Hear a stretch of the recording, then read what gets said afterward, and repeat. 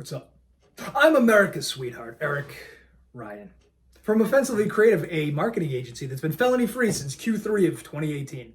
Why am I on your screen? That is a great question. I'm thrilled that you asked. I've made a series of horrible mistakes in my life, some of which have come back to bite me right my beautiful ass. For instance, in a world where everyone's taking business meetings from their goddamn couches, not wearing any pantaloons, I have an hour and a half commute. Both fucking ways. So, what I'm trying to do is make a little bit of chicken salad out of a lot of bit of chicken shit. So I listen to business and marketing podcasts on my way in and on my way out. Then I review them on LinkedIn. Will these business and marketing podcasts, with their tips, tricks, and whatever the fuck we're pretending hats are, help my business and yours? Whom the fuck knows? Does it beat listening to Def Leppard for 90 minutes? Absolutely not. Anyway, here is my review of Everyone Hates Marketers, episode 116 from July 19th, 2019, entitled Take Fucking Risks. 3 ways to get noticed.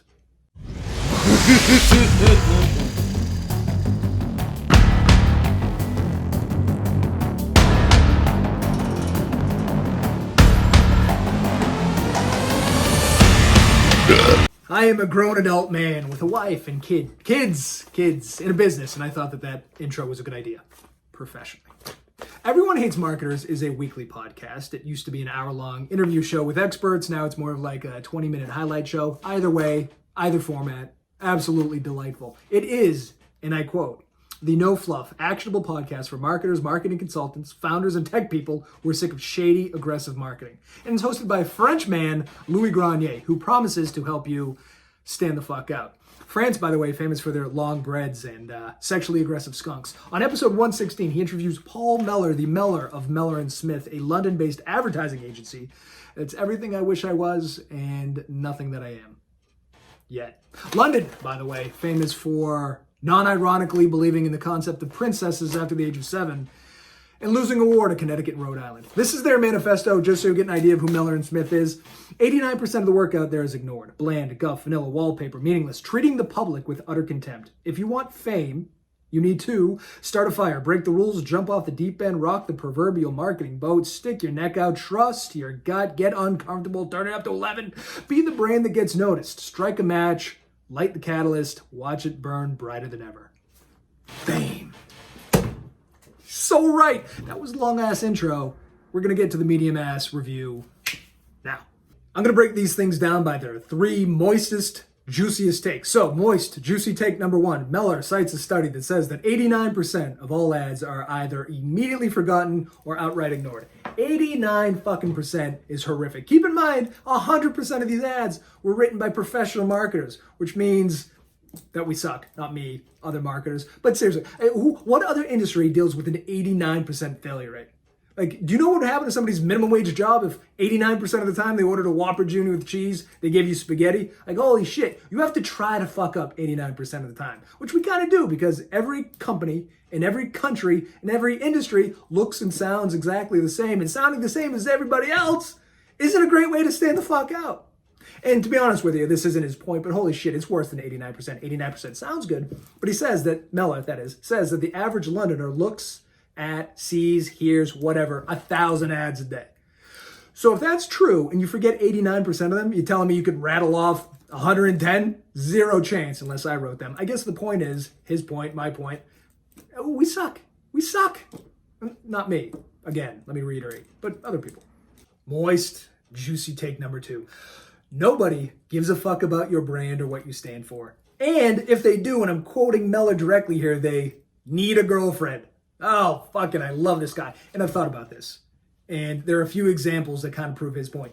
Jeffy B, over the old Amazon bookstore, he's making his employees piss in bottles while he doesn't pay taxes and leaves the planet. Apple has installed suicide nets at their Chinese iPhone factories. More people sweat making Nikes than they do wearing them. And Bayer, the fine purveyors of Alka-Seltzer and Aleve, they knowingly sold HIV-tainted blood to Latin America and Asia. And these companies, I gotta tell you, I think they're doing okay.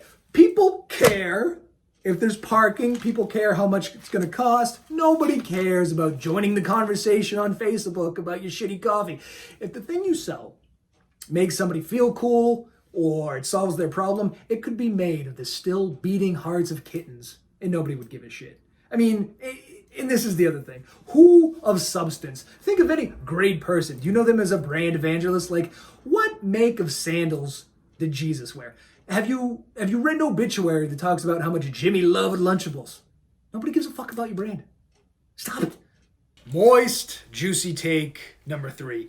Ideas have to be at the center of marketing. And I can't believe this has to be said, but Jesus Christ, we're attention merchants as marketers, and 89% of our shit is immediately forgotten. We're doing some wildly idealist trash. So the creative has to come before the tactics. And Meller quotes Bill Bernbach when he says, "It may well be that creativity is the last unfair advantage we're legally allowed to take over our competitors." And he's so right. And listen, B2C, B2B, BBW, it doesn't matter. You have to do something creative. You have to take a risk. You should be nervous before you hit send. Otherwise, you have no chance of standing the fuck out. Want to make a shitty LinkedIn video? Shoot it in black and white to try to hide the fact that you gained 35 pounds over the COVID holiday. Convince your mother to sign up for LinkedIn so you at least have one view. You know what I mean? Ideas. In conclusion, I love this episode. Love it! It's preaching to the choir, but it's my choir, which is an 80s hair metal band, and everyone loves mascara. And Satan. Louis' interview style is probing in the most delightful of ways. I've listened to hundreds of these things, and he's very, very good. Paul Meller is a brilliant marketer, and he's frustratingly smart and funny, so fuck him. I give it 5 solid Burbellinis. Burbellini, by the way, is the bourbon-like product I'm going to make when I move to Italy to pursue midday naps and tapas. If you would like to stand the fuck out and you can't afford Miller and Smith, and you probably can't because of exchange rates or something, consider hiring Offensively Creative to stand the fuck out. I know I'm stealing their phrase, but fuck it. It's mine now. No, I'm just kidding. You can have it. Anyway, tune in next week when I review something else. That's going to be thrilling and lots of fun. It's funny, the signs and stuff that I put up. Anyway, bye, Mom.